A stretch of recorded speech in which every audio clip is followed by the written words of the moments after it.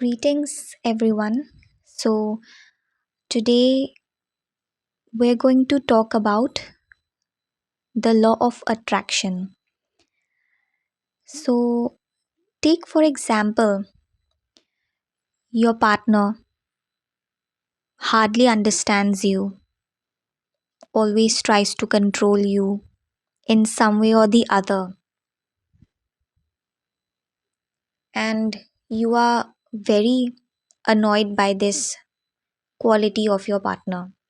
You always think that why did I attract such a person in my life? Because I'm not controlling. I don't control my partner. I let him or her live her or his life. So, what's the issue? Why did I attract such a person? So, the answer lies in the law of attraction. So, basically, what happened, like in our last video, we had talked about Purusha principle, that is pure consciousness, and the mind. So, what happens? Whatever we feed into our mind, our life reflects that. So, what happened? Maybe in your present life, you don't have such qualities, but deep down, you have the samskara, that is latent impression from your past life, from one of your or some of your past lives. You had that nature. Maybe you were controlling and you never understood your partner. And so now the soul has to learn the lesson, and that's why such thing is happening. So from here what do we understand? That if our mind is clean, like I have written, a clean mind leads to clean samskara. Samskara means, as we had discussed in our previous video, it is the latent impression. Whatever action, thought we perform, we think in our lives, everything is stored in our mind. So that impression is called samskara, which again triggers the desire. So clean samskara will give you clean desire, then clean desire leads to clean thought, and then clean action. So what do you mean by clean? Clean means definitely whatever is within the dharmic context, whatever doesn't causes pain or misery to anyone.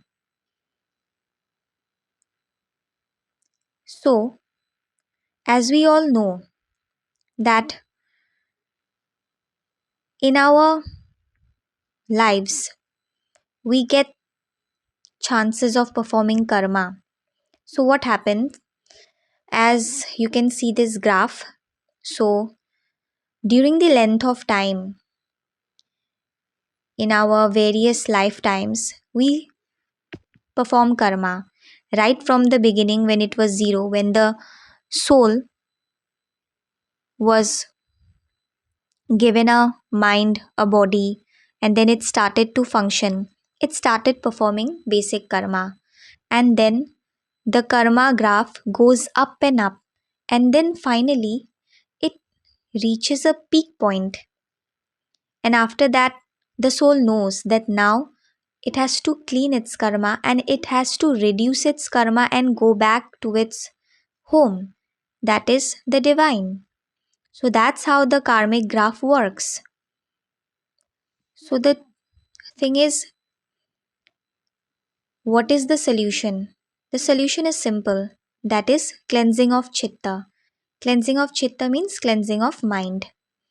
So, how can we clean our mind? As I always say, that the mind reflects whatever we feed into it. So, for example, if I think about kindness, then my mind will trigger me to do kind deeds, have kind thoughts. So, that will create kind karma, and ultimately, that same karma comes back. So, what do the yoga shastras say? The yoga shastras gives us very simple remedies like tapasya. Tapasya means doing certain tap for the body and mind so that the mind remains in control. So, what are the taps? For example, there is truth, truthfulness, ahimsa, and there are many more. But the main base is ahimsa, that is, non injury to anyone. Ahimsa is the base of everything. Yes, we all have to learn not to harm anyone. That's the first and basic thing which will clean our mind because that's the purest intention, right? For example, if we take truthfulness, there are various cases of truthfulness. So, a person might be truthful to someone whom he wants to hurt. Maybe, like we say, okay, I told the truth. You are this thing. So, I told the truth. Will that be a virtue or vice? It will be a vice according to Yoga Shastras. Why? Because it was just a semblance of virtue. Semblance means it just looked like you were, yeah, I was speaking the truth. So what's the harm in it? But your intention, the intention matters. Your intention was not based on ahimsa, that is non injury. It was totally based on hurting others. You wanted to hurt that person. Maybe there was a fight or quarrel between you guys, and so you told the truth that, yeah, you had failed in this exam, you had done this. So, that is obviously that will also lead to karmic bondage. That is not going to free you. So, the thing is, it's quite simple. Whether you can choose to be in a karmic bond or you can choose to be free. So, what are the things that binds you? Ego binds you. So, you should always cancel the ego. Ego is the I-ness. That's the main source of every misery. I am hurt. You said this to me. Who's the me here? We all are Purusha. We all are souls. And the soul is never affected. The soul always witnesses. It is never in pain or pleasure. So it is just the creation of the mind that creates the karmic loops. Then jealousy is another one. Jealousy also leads to karmic bondages because out of jealousy, people perform a lot of actions. They think a lot, which again gets stored as samskara and trigger more malefic actions. So, ego should always be replaced by humility. So, you can choose either to be bound by letting your ego do whatever it wants to, or you can choose humility. Be humble because humility will free you. It frees us all. Jealousy should be replaced by amity. Be friendly. If you see someone prosper, be happy because that prosperity comes to you too. Because we all are connected in this world. Yes. So, ahimsa, non injury, is the base of everything. Truthfulness should also be based on ahimsa. Non stealing. Actually, these are the yamas that are restraints given in Yoga Shastras that one should perform in order to cleanse the chitta, in order to control the mind, in order to get liberated. So, these are just the basic things. So, first, yes. So, even in case of stealing, Yoga Shastras say not to steal. That should be also based on ahimsa. You should not steal because you don't want to hurt others. You should not be greedy because greed will harm others. So it goes on and on. So the base is ahimsa. So start practicing ahimsa. We all should practice in our daily lives. So the latencies, as we all know, the law of attraction happens. So you may ask that, okay, what if I don't change? Will I always be bind bound by the karma, or will something else happen? No. Law of attraction happens. You attract what you are. So as I said in the earlier case, you may not be controlling in this life, but in some earlier life you were controlling. You may not be abusive in this life, but in some other life you may be abusive. And then the same thing happens to you. Well, in case of pleasure, it's not a big problem because whatever good you did, the good comes back and you accept it. But when things get worse, when the misery starts popping up, whatever malefic deeds we do, when we get it back, when the karmic debt comes, and especially if it comes in our closer circle, then things start to bother us. And then our life becomes a roller coaster ride. So, latencies of past actions trigger present actions. So, latencies means the qualities that are existing in us, in our subconscious mind, but they are inactive, they are in an inactive state.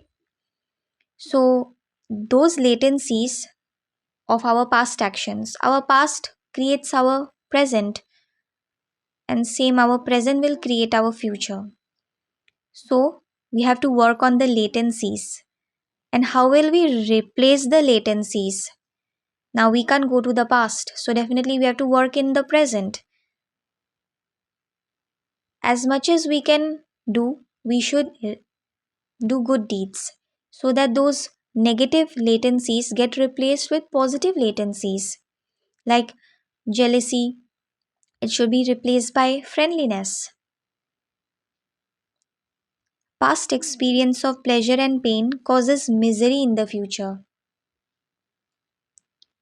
So, in our past, whatever pleasure and pain we had felt, they all cause misery.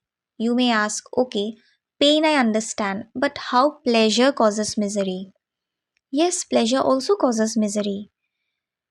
When we reflect back, if we have some good memories, what is the exact feeling? We always say those were the days, but they never come back. So that causes misery in our mind that we can never have those moments again. So, what is the basic idea here?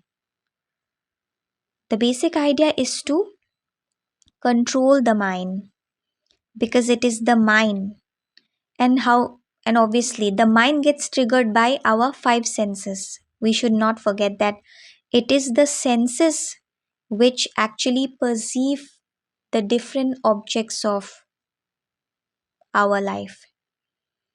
So, as much we indulge in our sense gratification, the senses get sharpened, desire increases, and we perform actions one after the other. We become indulgent, and that is how we create karmic bonds one after the other. And then it becomes very hard to break the bonds, especially the closer ones. And that causes misery. And we all know that some way or the other, we as humans, we don't want misery. All of us are in the pursuit of finding happiness. But the problem is, we think that pleasurable experiences they will give us happiness, but no, They never give us permanent happiness, they always give us temporary, pleasurable moments. So, this is how we control our mind, by controlling the senses. What we see, what we hear, these things are really important because whatever is fed into the mind gets colored with that, and then you act like that.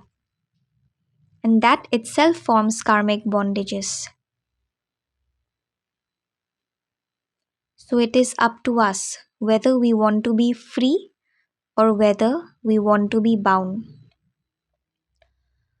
So, according to Purusha and Prakriti principle, like I had said earlier, Purusha is the white light, it's consciousness. So, that soul within us is the conscious element present in us. And under Prakriti, mutation of the three gunas, that is sattva, rajas, and tamas, they give rise to buddhi, that is our mind. So, mind is just a creation of Prakriti, and it is only because of Purusha, the soul, that the mind works. The mind works for the Purusha. The mind cannot work by itself because it is unconscious in itself, and it is only Purusha, that is the soul principle in us, which is conscious. So, what happens when the white light falls on the mind? When you put consciousness into the mind is made of Prakriti, and Prakriti is what? Shakti, it is energy. Energy. So, whenever you put conscious energy into your work, you're always free because you never perform deeds which will bind you, because you're doing everything with awareness, with consciousness. So that is how you clear yourself, you clear your karma, and then you go back to where you belong, to where we all belong.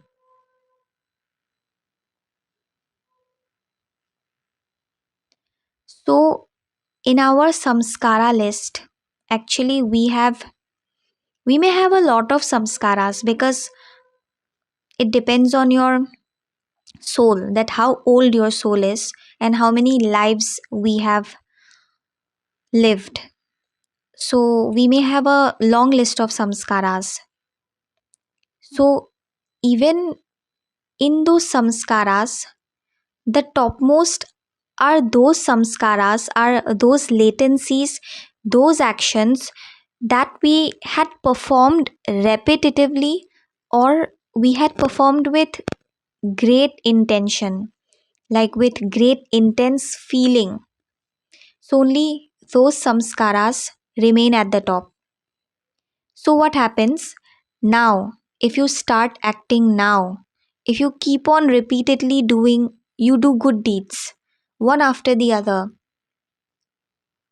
you do meditation, do sadhana, do everything consciously with awareness, don't flow with the mind, don't like go with each and every desire of yours. If you start doing these things, these will top the list of samskaras, and that's how your desire will change, that's how the thought will change, and that's how the actions will change. Then those actions will again become samskaras, the impressions. Then it's a cycle of ethical dharmic karma, and that's how slowly and gradually The good karmas will lead you to no karma at the end. That is dissolution of the mind. Because only when the mind will dissolve, a person gets liberated. Because only the Purusha remains then, that is the soul, pure consciousness, which is still permanent, everlasting, and always aware.